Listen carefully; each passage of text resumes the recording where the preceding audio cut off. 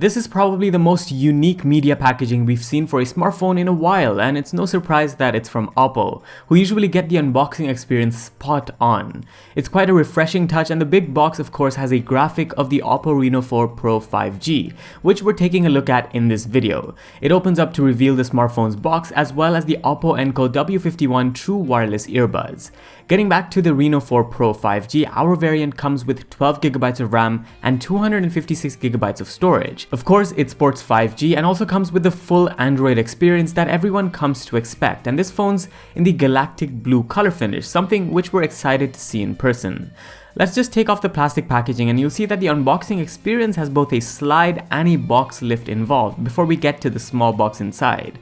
I'm gonna skip that small box and go straight to the phone, highlighting its specifications including the 65-watt charging speed for the 4000 mAh battery, Qualcomm Snapdragon 765G processor, and the 90Hz curved display. You find the other accessories here too, including the standard 65-watt SuperVOOC 2.0 charging brick with a USB Type-A input, a pair of Type-C USB headphones, and the Type-A to Type-C lightning cable. The box we skipped earlier has what you'd expect: the phone's paperwork, SIM removal tool, and a fairly standard TPU silicone case for protection. Okay, back to the phone, let's take a look at that color. It's this gradient blue color finish which is an instant win for me, and it sort of changes color slightly with different lighting situations. The left side of the phone houses the volume rockers, whereas the right has the power button with that traditional Oppo green indent, which I think the power button is just placed a tad bit higher than what my thumb can reach in its comfortable holding position. Then you get the top with just the secondary microphone, whereas the bottom has the Type-C charging port, the speaker, the primary microphone, and the housing for your dual SIMs. There's no microSD expansion here. There's a subtle but nice texture to the phone's back, which is also protected by Gorilla Glass 6, and overall it feels noticeably lighter at 172 grams and just nice to hold in the hand, which is a good thing.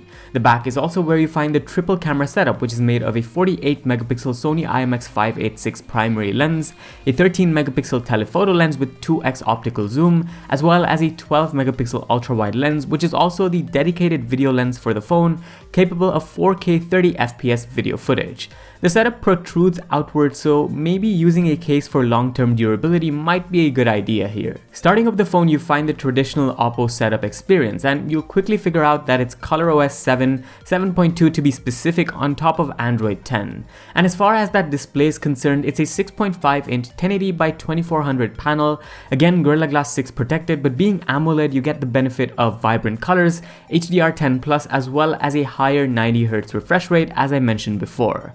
So far the phone's haptics have felt decent, and I've just about set up the fingerprint scanner, which is an optical one in this case. The curvature of the display also stands out in a good way, giving the Reno4 Pro 5G a bit of character, and of course the hole punch 32 megapixel front-facing camera is there too for all your selfies. But that's about it for the Reno4 Pro 5G, a quick unboxing and first look in this video. Stay tuned for its full review in the next few days and make sure to like and subscribe. This was Vaibhav and I'll see you in the next one. Adios!